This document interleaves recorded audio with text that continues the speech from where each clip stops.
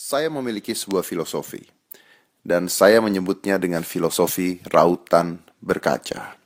Kalau Anda pernah membeli sebuah rautan bulat yang ada kacanya di atasnya, zaman dulu, atau mungkin zaman sekarang masih ada, pernahkah Anda bertanya mengapa rautan tersebut memiliki sebuah kaca di atasnya? Saya berpikir mungkin saja orang yang pertama kali menciptakan rautan tersebut ingin memberikan pesan moral bagi kita. Pesan moral yang mengatakan bahwa sebelum kita membenarkan sesuatu, lebih baik kita mengaca diri kita sendiri. Apakah kita sudah benar atau belum? Pesan ini tidak saya tujukan untuk seorang Farhad Abbas. Pesan ini saya tujukan untuk semua orang di Indonesia, semua calon presiden di Indonesia. Berdasarkan dengan sebuah kata Bhinneka Tunggal Ika, berbeda tapi tetap satu. Pada saat saya kecil dulu, saya mempelajari di sekolah bahwa rakyat Indonesia adalah rakyat yang bisa bergotong royong membangun masjid bersama-sama, membangun gereja bersama-sama, menghargai antar umat beragama, rasis, suku, dan sebagainya. Itu adalah rakyat Indonesia yang sebenarnya. Dan itu yang saya pelajari zaman dulu. Dan saya ingin itu yang tetap saya pelajari untuk anak-anak saya, cucu saya, dan semuanya. Bahwa Indonesia adalah negara yang sangat amat membanggakan. Yang menyedihkan adalah ketika saya mewawancarai seorang Farhad Abbas, saya bertanya pada beliau, apa tujuannya beliau menggunakan kata-kata yang bisa menyindir banyak orang dengan menggunakan hal rasis. Dan beliau mengatakan bahwa tujuannya adalah baik.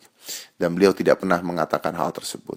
Tapi sangat disayangkan karena baru saja saya melihat lagi Twitter dari beliau. Beliau mengatakan lagi, sekali lagi, mengapa wakil gubernur Jakarta tidak pindah dari rumahnya sendiri?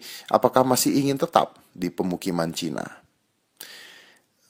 Mengapa harus menggunakan kata-kata tersebut?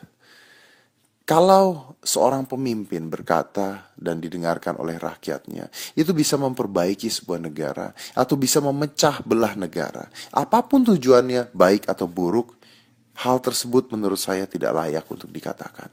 Karena apapun tujuannya, anggap saja baik, tapi hal tersebut bisa memecahkan Indonesia. Indonesia sudah buruk. Indonesia sedang terpuruk. Nama Indonesia tidak begitu baik-baik amat di mata luar negeri. Dan tugas kita sebagai penduduk Indonesia adalah untuk membangun, menyatukan semua rakyat Indonesia. Dari satu tujuan, membangun Indonesia lebih baik lagi.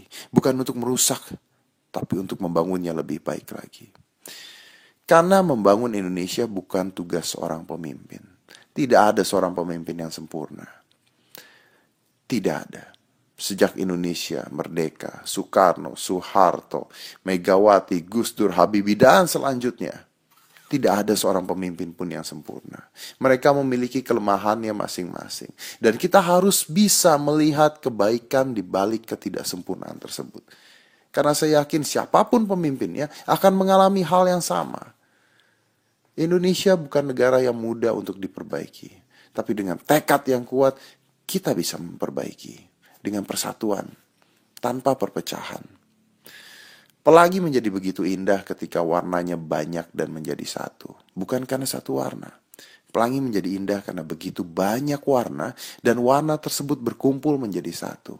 Membuat sebuah paduan warna yang begitu indahnya yang kita sebut dengan pelangi. Dari ini semua saya ingin mengajak Anda semua untuk berhenti menyalahkan orang lain. Berhenti menilai orang lain, siapapun itu. Termasuk seorang Farhad Abbas. Mungkin kita harus menilai diri kita sendiri dulu. Bagaimana kita bisa membangun Indonesia ini. Yang sekarang sedang terpuruk dari berbagai sisi, dari berbagai hal. Pendidikan, kemiskinan, kejahatan, kesenjangan sosial, apapun itu. Bagaimana kita sebagai penduduk Indonesia bisa membangun Indonesia jaya dan maju. Dan satu hal yang ingin saya sampaikan. Menggunakan kata-kata aku Indonesia mungkin tidak begitu tepat. Karena aku bukan Indonesia. Aku hanyalah seorang manusia biasa yang kebetulan lahir di Indonesia. Dan aku mencintai Indonesia begitu sangat.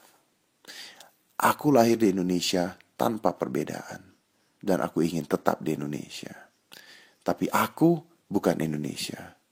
Kita Indonesia.